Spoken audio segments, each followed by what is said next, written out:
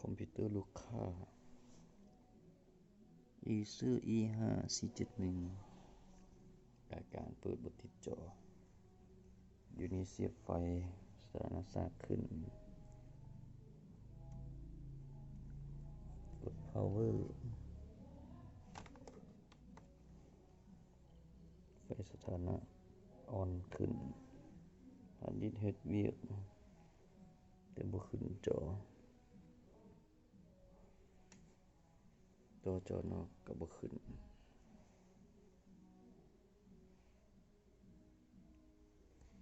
ไฟสถานะเฮ็ดเวียกปกติไฟ3 โวลต์ 5 โวลต์มาปกติแต่อาการบ่ขึ้นจอบ่ขึ้นทั้งจอนอกจอใน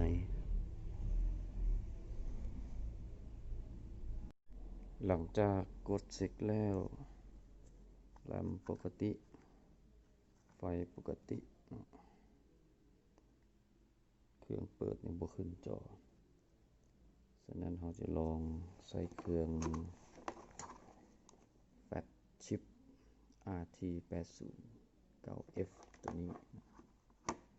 ในการแฟลชไบออสเรามาสังเกตไบออสอยู่นี่เนาะไบออสเราจะใส่หัวต่อตัวนี้เนาะแทนการยกชิปเนาะ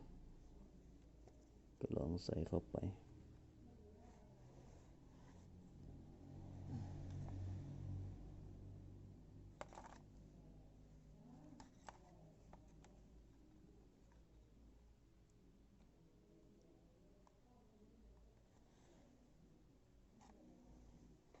จากนั้น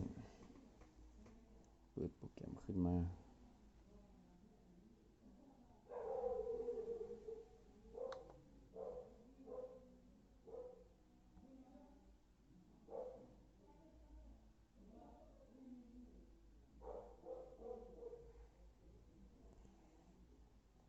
อย่าลืมเสียบ USB เข้าก่อนนะ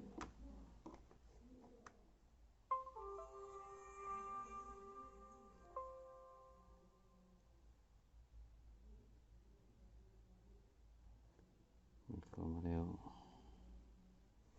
ตัวนี้โปรแกรม Detect บ่เห็นนะถอด USB เสียบคืนใหม่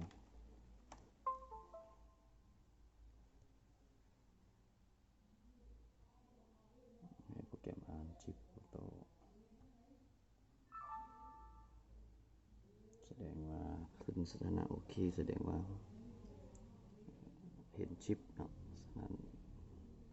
ให้เราอ่าน read ไฟล์ backup ให้ก่อน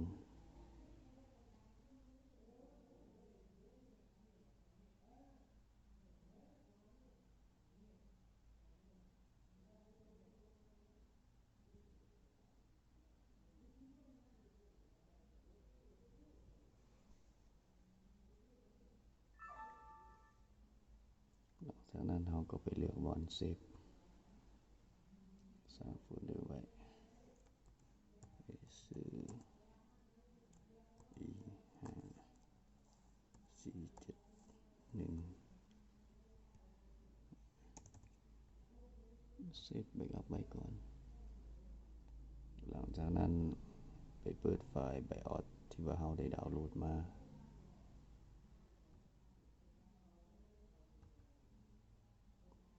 Acer E5471เปิดขึ้นมาโอเคโปรแกรมเปิดได้สั่งเขียนเข้าชิป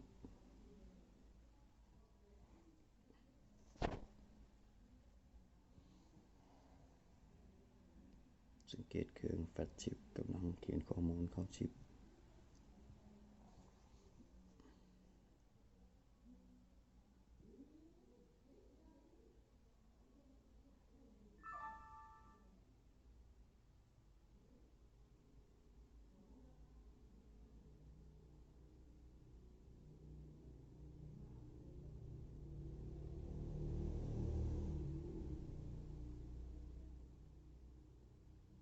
เราได้เขียนข้อมูล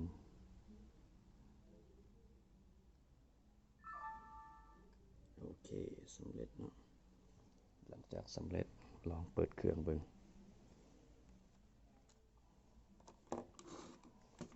ใส่เข้าไป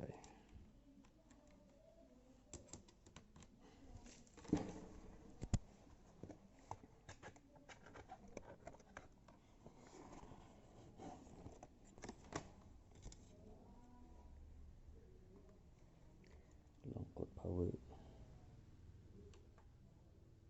ขึ้นเฮ็ดอีกแล้วไว้สถานะขึ้นเราเบิ่งจะขึ้นจอบ่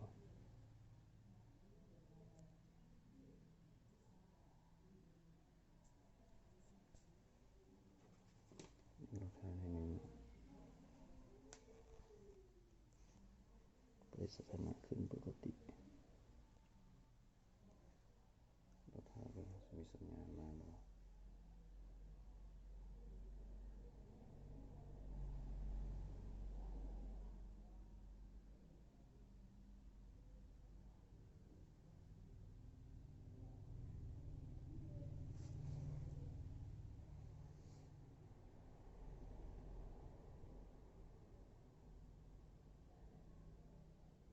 มาแล้วเนาะขึ้นมาแล้วจอขึ้นมาแล้ว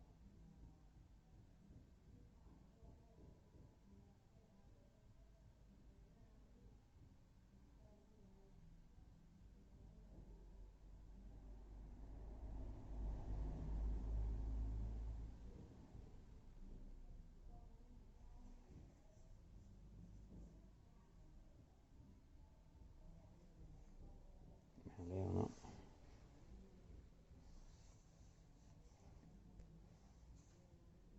ถือว่าการแฟดข้อมูลแฟดไปออดสำเร็จระบบใช้งานได้ปกติ